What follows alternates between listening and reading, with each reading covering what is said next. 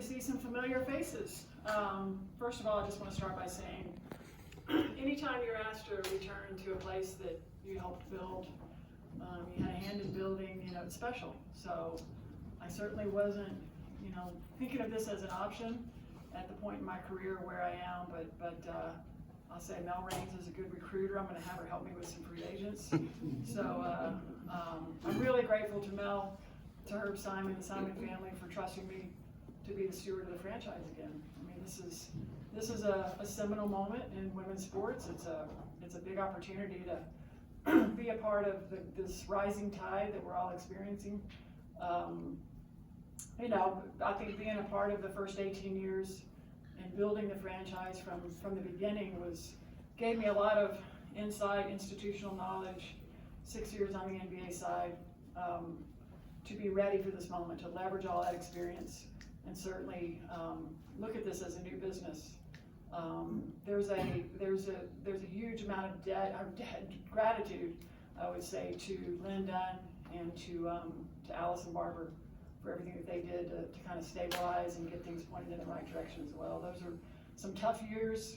You don't get 2 number 1 picks in the draft by having a great team and great years. You go through some peaks and valleys. So I really feel like we're poised and we're set up for a great, successful next era of Fever basketball. All right, thank you, Kelly. We'll start with questions in the room. Tony, who starts? Kelly, you said you weren't, super sure that this would even be an option for you. When did this come together for you, and what was the process of getting you from Pacers back to here? Yeah, I mean, first of all, I would talk to Lynn quite a bit. I would say she would text or call me all the time. I mean, being in management, going from coaching into management, where we had a lot of, how did you do this, or how would you do that? And so there was a lot of conversation. Probably towards the end of the Fever season, we had a casual conversation. Allison had told her she was going to be leaving, and she said, "Hey, well, would you think about coming back and being serve as the leader and help us get pointed in the right direction and keep this thing going?" And I didn't. It wasn't something that I had to really think about it, because for me, the first 18 years about killed me. When you're trying to keep the business going and trying to keep the team moving in the right direction, I take a lot of pride in really how we operated and the success that we had. So I had to really think about it. But we brought Lynn into the conversation and had a really good discussion about what would that look like, and then how would that leadership group look like. So it's great to be sitting here at this point, and also being able to join with Amber Cox, who you guys will meet at some point. Go Chloe, then we'll go Bob. Yeah, just with your 6 years on the NBA side of things, just how did that give you a different perspective that you can now bring back to the Fever? The NBA is such a mature league. I mean, there's so many great takeaways. I think, I went into it with eyes wide open. What can I learn from this experience? What can I add? But what can I also learn? I'm a lifelong learner. I love the game. I mean, this is in my DNA. Everything about running a team, running a basketball program, if you will. It's really who I am. It's my passion. And I think being able to leverage that experience, being embedded with Kevin Pritchard and Chad Buchanan in those daily meetings and talking about building the roster, it's very similar to what I did really for 18 years. The difference is the contracts are a lot bigger, the resources are a lot more, but there's so many things about running the team, putting together rosters that are really the exact same. So learning from them, everything from just the level of the business, of the contracts, all the ways that you can put teams together, those are things that I'm going to be ready for, because as we go into a new CBA, or we go into potentially a new way to do business, I'm going to be ready for that. Go Bob, then go Scott. Kelly, what elements does this team need to take that next step, and how does free agency enter into the equation? Yeah, I mean, it's clear that we have 2 foundational players, probably 3. You get 2 rookies of the year in a row with a front court player in Aaliyah Boston, Caitlin Clark, and then Kelsey Mitchell. I mean, I think that the veteran leadership that Kelsey was able to provide, we need to help her. We need to add to that. There's you know, I spent a lot of years just trying to add experienced players around Timothy Catchings, because it was really, you know, veterans that have been in the foxhole and have been together. Those are ways that you know, elements of success.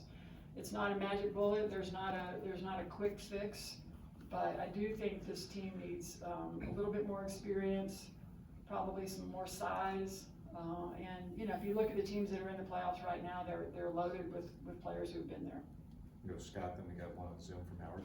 Kelly, we know you're big on culture. What do you want to reestablish with this franchise in terms of culture? And what have been some of the big picture observations that you've been able to evaluate over the last couple of weeks in particular?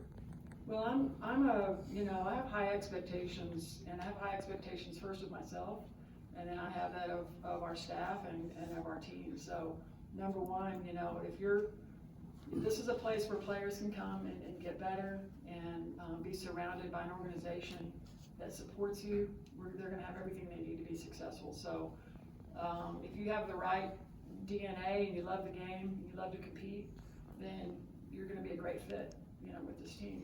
Because we're about winning. I mean, this is a winning franchise. We've had constant success of winning and being in the playoffs, and you know, my plan is to return us to that level of consistency, and that takes commitment. That takes players that really are invested in being great players and being a great team.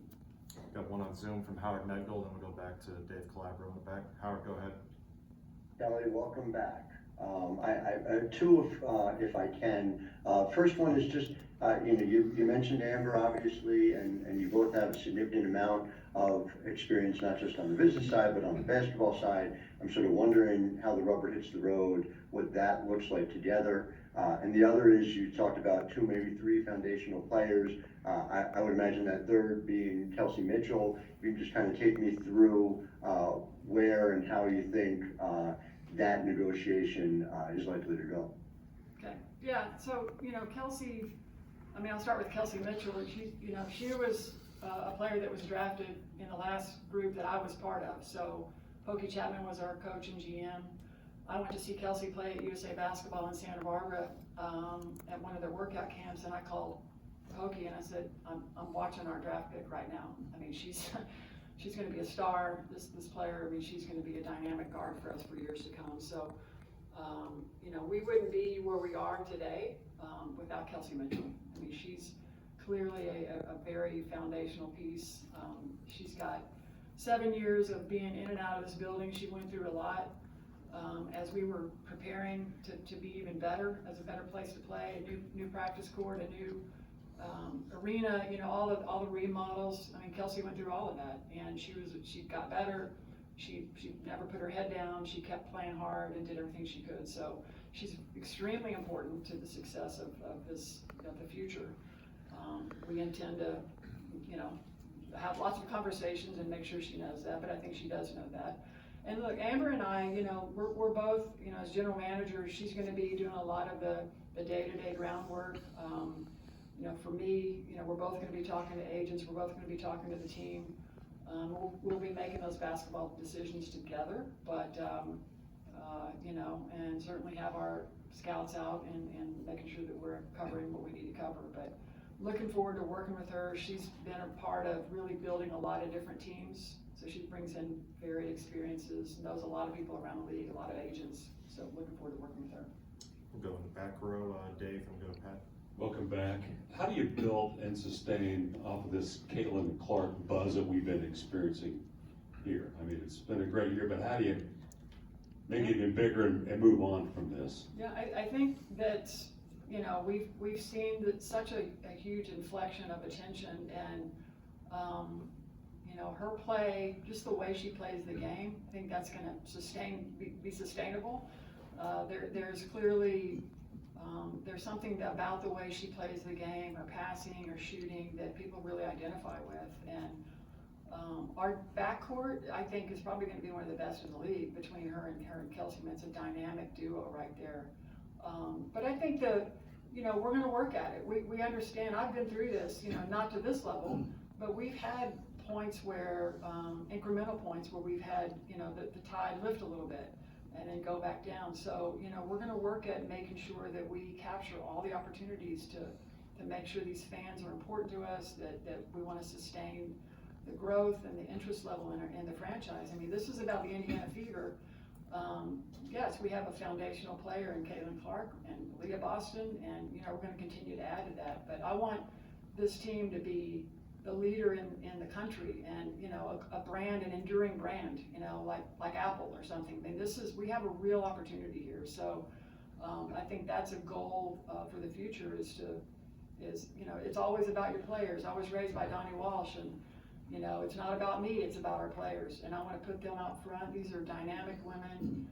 They're tremendous people, and they're just tremendous basketball players. So we're going to look for, you know, ways to continue to grow that.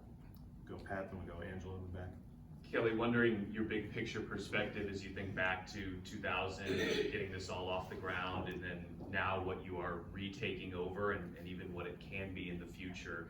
Not many people have the experience and the perspective that you do, so I'm wondering as you kind of look back at these key inflection points, both with the franchise and in the league. Yeah, I mean, you know, it's funny because I used to tell our players, you know, Caitlin Clark was 10 years old when we won our first championship. I say first because we're going to have another one at some point. But you know, this is the moment where, you know, there's generational. It takes a generation sometimes to kind of get to that next level. And I would tell our players, look, we're building this for someone else. We're building this for someone's 10-year-old daughter right now.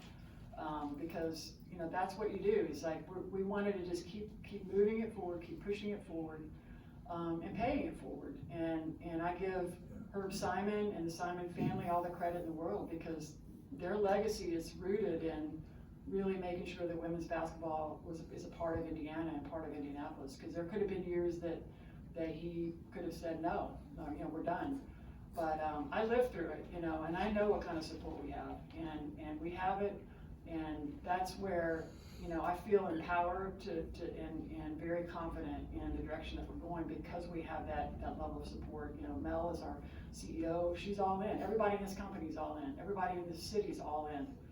And I think having that experience and gone through those days of, you know, tough roads, where everybody in the league has gone through it, and you know, we're all bonded by what the possibilities are at this next level.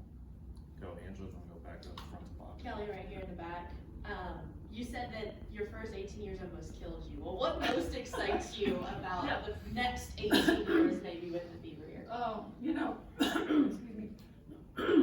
I think just really, you know, I used to joke around with our media relations guy that, you know, I can't wait for the day that you know, people are just talking about women's basketball, just the game. Did you see the game last night? And that excites me, because you know, generationally, I knew we were going to get there. It was going to happen. Something was going to happen, and I always had faith and was optimistic that it was going to happen. I just didn't know if I was still going to be around to see it, and that excites me. What I love is seeing just the melting pot of fans in the stands, and certainly the continued aspirational piece behind what women provide. Because for me, you know, being the only woman in a room in the NBA, you know, was daunting. And but I knew what I was doing. I know basketball. I know how to put together teams. And I think that for me, I hope I can, you know, be that for women as well and for these players. And so that's exciting for me, and it's fun to see people turning out and talking about the Indiana Fever, talking about what Caitlin Clark did last night, or Leah Boston. I mean, you know, I feel like we've all sort of like, it's here. You know, we can have that conversation, and I don't have to describe what the Fever is. You know, I spent 10, 12 years, people go, what's that logo? What does that mean? And I'm like, what does Fever mean? You know, but that's what you do. That's how you grow it. Go Kelly, Bob. Melissa came in after the exit interview, and she made it very clear that she was not happy with her role. And she had a couple of posts on Instagram that sounded like farewell notes. What is her future here in Indiana? Well, I think there's always players that probably end seasons that wish it would have gone better for them, or they have different views. You know, I'm not going to tell you I know exactly what her future looks like. She's a part of our team right now, and she's an important part of the team. So She's a tremendous talent. She's was a big part of how the team got to where they got to this year. Obviously, I didn't see every single game, but look, we're going to evaluate everything and have those types of discussions with her and her agent. But I've done this long enough where not every player is happy at the end of the season, and you don't panic, you don't react, you just stay the course. And my job is to make sure we put the best team we can on the floor. Go Scott, then go Chloe. Kelly, were you involved in exit interviews at all? No, I talked to a couple of players, but no, I wanted the staff to kind of finish out the year because I wasn't with them all year. Then to follow up, have you reached out to each player, or what is your plans in terms of? Yes, my plan is to continue doing that. I met with a couple, and I'll continue reaching out and introducing myself, meeting their agents, and kind of getting reacquainted with everyone. Go Chloe, then Tony. Yeah, obviously you mentioned evaluating everything, just kind of looking back on this season, last season, kind of from across the street, just how would you evaluate Christy's side and kind of her performance as a first-time head coach so far? Yeah, I mean, what a roller coaster ride for her. I was smart enough to know that the schedule was stacked against a young team early in the season, and the way that they weathered the storm, got into a groove, after the Olympic break. I mean, I think she finished 18-12, after those first 10 games, and then of course went 7-4 in the last 11, and 3 of those losses were against teams in the finals. So for a young team to make that kind of progress, I mean, it's hard to not be impressed. I think the outside noise, what she had to endure as a coach, and what they had to endure as a staff to keep that team focused and together. I mean, it takes time. It took a long time for teams that I had to gel and to get together. I mean, years. It doesn't happen in 4 months. It takes a few years. So I was really impressed with the progress that they made and how, Christy is a resilient leader. She's a culture builder. I know just that she's got that kind of, stamina to stick to it and stick to her plan. And she's a good person and she's a great leader, and I was impressed with the way they finished. Go Tony up front, then Adam in the back. Kelly, the path from Lynn to Amber, how much was Lynn involved in that decision versus you? How did that kind of come to pass in your front office? Well, Coach Dunn, and she was absolutely, we had her, we were in the conversation together. When Mel and I talked about sort of a leadership plan, obviously brought Lynn into the conversation, and she raised her hand. She's like, Chief, I'll do whatever you need for me to do. Whatever I need to do to help. I think she's thrilled that there's a path of succession. There's a leadership group that we have set up to continue moving and create stability and consistency. Lynn is a lifer. I mean, she's a lifer fever. She's a lifer in this game, and she's a lifelong friend to me, and has been a mentor to me too. We've helped each other through all these years. The best years of my career, honestly, were working with her. And so I'm looking forward to her, as she calls it, her senior advisor role. She has so much knowledge and insight into needs of teams and rosters that we'll be leaning on her quite a bit. Go Adam in the back. Kelly, to be coming from the Pacers and Tyrese to now the Fever and inheriting Caitlin, the playoff success that the Pacers had, how applicable is, I guess, that blueprint for building around one playmaker to building around another playmaker to get the Fever to that next step in the postseason? So much synergy, right? I mean, there's a lot of similarities. The good news is I do have a blueprint personally, because that's what I did around a player named Tamika Catchings. It was, Rookie of the Year herself, as well as, MVP. So I see so many similarities in Caitlin and Tyrese, primarily because they control the tempo of the game, and we want to play almost identical to the way the Pacers are playing, or maybe they want to play like we're playing. But either way, it's finding those right fits around a point guard like her is going to make us awfully dangerous, and I'm looking forward to that challenge, because you're looking for the right types of players that can play that style of basketball around her, and it's uncanny how similar they both are. Anybody else?